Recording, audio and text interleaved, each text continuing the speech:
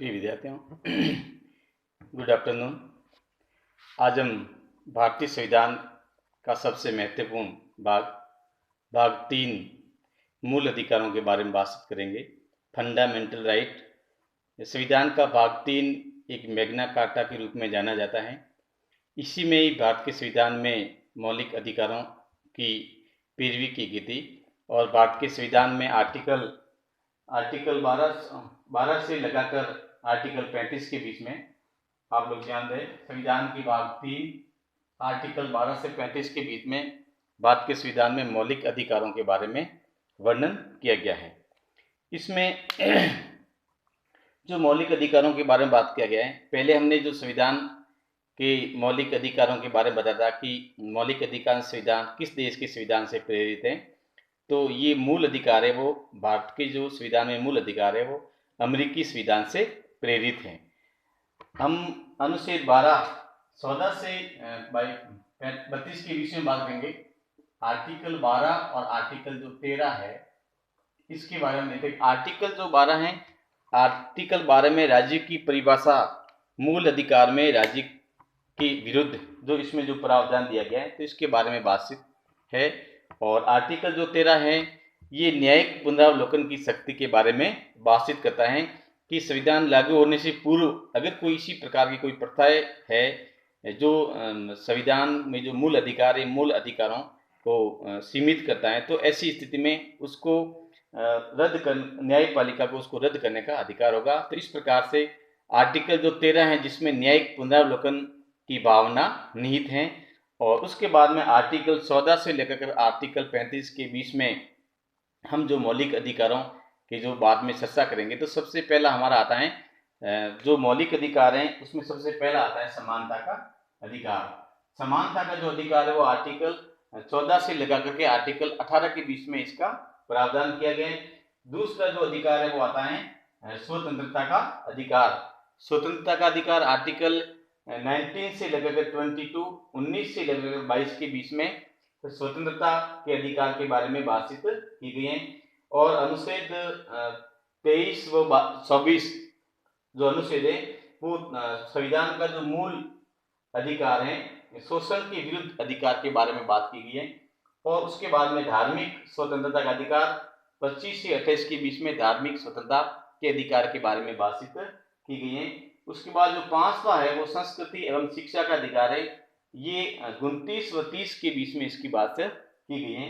फिर संवैधानिक उपचारों का अधिकार है, ये अनुच्छेद 32 में जो कहा गया है। और जो अनुच्छेद 32 है जिसमें संवैधानिक उपचारों के बारे में बात की गई है। जब देश का संविधान लिखा गया था तो उसमें मूल रूप से भारत के संविधान में कुल 7 मौलिक अधिकार थे। कुल कितने थे? कुल 7 मौलिक अधिकार थे। लेकिन बाद में 44वें संविधान संशोधन द्वारा 1978 में संपत्ति का जो मौलिक अधिकार था, संपत्ति के मौलिक अधिकार को मूल अधिकारों से पृथक कर दिया गया था। और वर्तमान में जो संपत्ति का अधिकार है वो आर्टिकल 300A में केवल एक कानूनी अधिकार के रूप में रह गया है। इसलिए विद्यार्थी ध्यान रहे, अगर ये कई बार प्रश्न पूछ सकते हैं कि मूल संविधान में कुल कितने मौलिक अधिकार थे, तो उसमें आपको 7 मौलिक अधिकारों के बारे में कहना है। वर्तमान में कुल कितने मौलिक अधिकार हैं, या सिर्फ प्रश्न आता है कि कितने मौलिक अधिकार हैं, तो उसमें 6 मौलिक अधिकारों के बारे में बताना है। अब आपको ये जानना है कि मौलिक जो अधिकार हैं, एक तो आप इसका क्रम देख लो। एक तो क्रम आपको याद होना चाहिए कि समानता का, स्वतंत्रता का, शोषण के विरुद्ध, धार्मिक स्वतंत्रता का अधिकार, संस्कृति एवं शिक्षा का अधिकार, संवैधानिक उपचारों का अधिकार। तो इस प्रकार से ये जो मौलिक अधिकार हैं आपके कुल 6 मौलिक अधिकारों के बारे में जो बातचीत कीजिए। इन 6 अधिकारों में से हम सबसे पहले हम बात करते हैं एक एक जो हमारा जो मौलिक अधिकार है, एक एक मौलिक अधिकार में अलग अलग जो आर्टिकल दे रखे हैं। जैसे इसमें आपके जो आर्टिकल अलग अलग दे रखे हैं, आर्टिकल 14 क्या कहता है, 15 क्या कहता है, 16 क्या कहता है, 17 क्या कहता है, उसके बाद में आर्टिकल 18 क्या कहता है। तो ये अलग अलग प्रकार के जो आर्टिकल्स हैं इसके बारे में हम बातचीत करेंगे। आर्टिकल 14 में हम बात करते हैं कि जो कानून के समक्ष समानता या विधि के समक्ष समानता की बात की गई है। यानी कि हमारा देश का जो संविधान है उसका जो मौलिक जो अधिकार है, समानता के अधिकार में आर्टिकल सौदा कहता है विधि के समक्ष समानता। विधि के समक्ष समानता यानी कि इसे हम कानूनी समानता भी कह सकते हैं, क्योंकि विधि के समक्ष चाहे अमीर हो चाहे गरीब हो, उसके साथ में विधि के समक्ष वो बिल्कुल समान दृष्टिकोण से देखा जाएगा। अगर समान जो अपराध किया है तो समान अधिकार के लिए समान प्रकार का उसे एक न्यायिक दंड देने का प्रावधान होगा। कानूनी रूप से उसके साथ में किसी भी प्रकार का एक भिन्नता का बर्ताव नहीं किया जाएगा। तो इस प्रकार से कहते हैं कि विधि के समक्ष समानता आर्टिकल 14 की परिभाषा में आता है और इसे हम एक कानूनी समानता के रूप में भी जाना जाता है।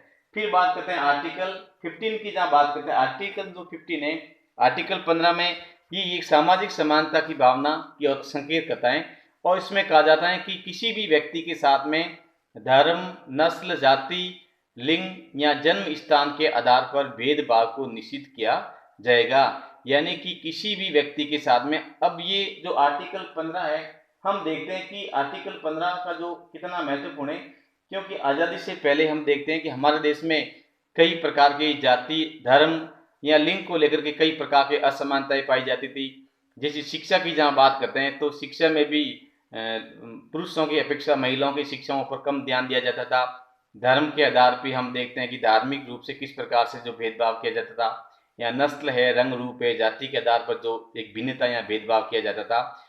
तो इस प्रकार से जन्म के स्थान पे एक व्यक्ति का जन्म अमीरी घर में हुआ है या गरीब घर में हुआ है, या एक उच्च वर्ग में हुआ है या निम्न वर्ग में हुआ है, तो इस प्रकार की जो जितने भी जो तमाम प्रकार की जो सामाजिक भिन्नताएं पहले जो देखने को मिली थी, अब संविधान ने इन सभी प्रकार की सामाजिक भिन्नताओं को समाप्त कर दिया गया है और एक ही व्यक्ति के साथ में जन्म, लिंग, जाति, धर्म के आधार पर किसी प्रकार का भेदभाव नहीं किया जा सकता है। तथा हम कह सकते हैं कि आर्टिकल जो हमारा 15 है ये हमें सामाजिक समानता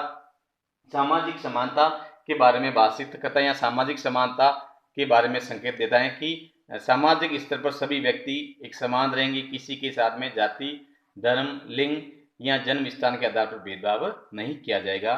फिर हम बात करते हैं आर्टिकल 16, आर्टिकल 16 की जहाँ बात करते हैं, इसमें राज्य के अधीन जो आने वाली सरकारी नौकरियां हैं उसमें समानता के अवसर प्रदान किए जाएंगे। अर्थात हम ये कह सकते हैं कि ये अवसर की समानता, इसकी बात आती है, इसे हम अवसर की समानता के रूप में भी कह सकते हैं। अवसर की समानता यानी कि सरकारी सेवा में जो पद ग्रहण करने का प्रावधान होगा तो उसमें सभी व्यक्तियों को अवसर प्रदान किया जाएगा।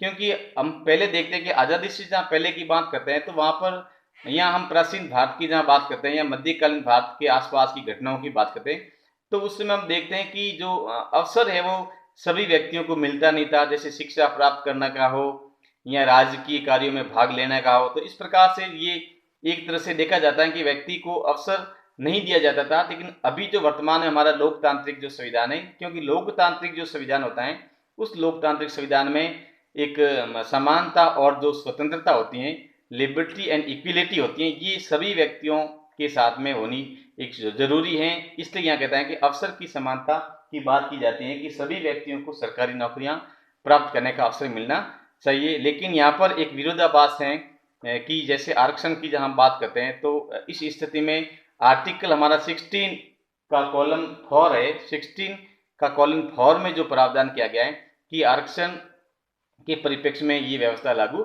नहीं की जाएगी, क्योंकि सामाजिक स्तर पर कुछ जातियां या वर्ग थे जिनको एक समाज की मुख्य धारा से किस प्रकार से इसको जोड़ा जाए या उसको किस प्रकार से ऊपर उठाया जाए, तो इस प्रकार के अवसर की समानता में कुछ हद तक इनको सुविधा भी प्रदान की गई है। तो इस प्रकार से आर्टिकल 16 हमारा इस प्रकार की व्यवस्था के बारे में बातचीत करता है। फिर हम आर्टिकल 17 की बात करते हैं। आर्टिकल 17 में जब आप बात करते हैं अस्पृश्यता का निषेध, अस्पृश्यता का निषेध की जहाँ बात की जा सकती है। आर्टिकल हम 7 की जहाँ बात करते हैं कि हम देखते हैं कि किसी भी व्यक्ति के साथ में सार्वजनिक स्थान पर धर्म, जाति या लिंग या किसी भी धर्म या जाति या वर्ग के आधार पर व्यक्ति के साथ में भिन्नता नहीं की जाएगी, उसके साथ में अनटचेबिलिटी का बर्ताव नहीं किया जाएगा। इस प्रकार से आर्टिकल जो 17 है ये भी एक महत्वपूर्ण रूप से एक व्यक्ति को गरिमा में जीवन जीने का अधिकार प्रदान करता है। व्यक्ति के साथ में एक व्यक्ति के रूप में एक किस प्रकार से व्यवहार किया जाए, उसको एक मानव के रूप में किस प्रकार से उसकी गरिमा में जीवन जीने के लिए उसके साथ बर्ताव किया जाए, तो इस प्रकार से ये अस्पष्टता का निषेध करता है ये आर्टिकल। उसके बाद में आर्टिकल हम 18 की जहां बात करते हैं तो आर्टिकल 18 अवसर, ये आर्टिकल जो 18 है ये उपाधियों का अंत करता है। आपने देखा होगा कि प्राचीन काल में आपने देखा होगा कि जैसे जो अलग अलग प्रकार की जो उपाधियां से नवाजा जाता था, जैसे ब्रिटिश काल में हो या मुगल काल में हो, तो उस समय जो अलग अलग प्रकार से एक राजा महाराजाओं को एक अलग प्रकार से उपाधियां प्रदान की जाती थी।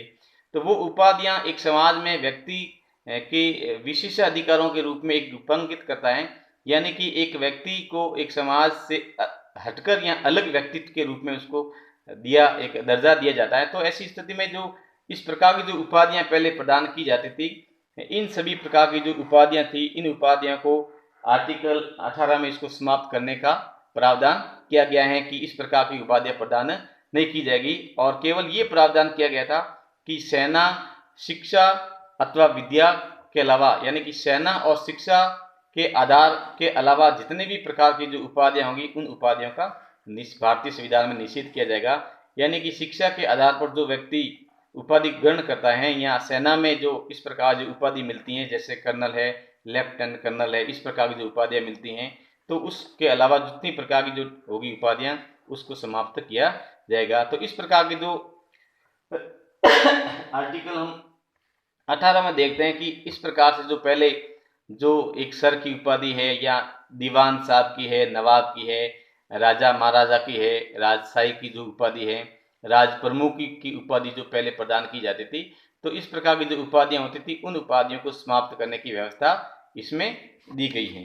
तो इस प्रकार से हम कह सकते हैं कि जो भारत के संविधान का जो आर्टिकल, ये आर्टिकल 14 से लेकर करके 18 के बीच में एक सामाजिक ये समानता की जहाँ बात करते हैं, तो इस प्रकार की व्यवस्था को हम समानता के अधिकार की बात करते हैं कि समानता यानी कि इक्विलिटी, क्योंकि लोकतंत्र में एक इक्विलिटी बहुत ही महत्वपूर्ण तत्व है।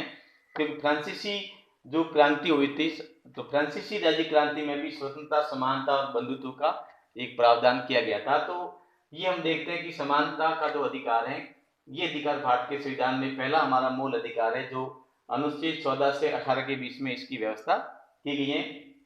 और कल अगले वीडियो में हम लोग आगे वाले जो हमारे जो अधिकार दे रखे उसके बारे में बातचीत करेंगे। आज हम केवल इसमें समानता के अधिकार के बारे में ही बात की हमने, फिर हम आगे जितने भी जो हमारे मौलिक अधिकार है, इस मौलिक अधिकारों के बारे में बातचीत करेंगे।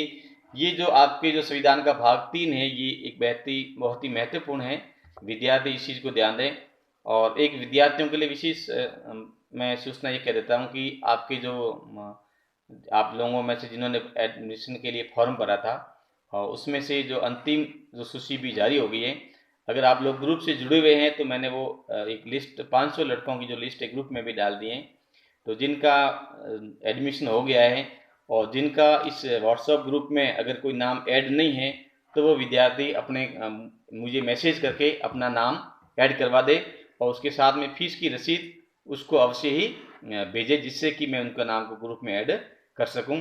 और जिन विद्यार्थियों ने अभी तक इस प्रकार इस चैनल को सब्सक्राइब नहीं किया है, तो वो भी कृपया करें, क्योंकि यही आपकी अभी आपकी ऑनलाइन ये जो क्लासेस चल रही हैं, और ऑनलाइन क्लासों के माध्यम से आपकी ऑनलाइन उपस्थिति दर्ज हो रही है। धन्यवाद।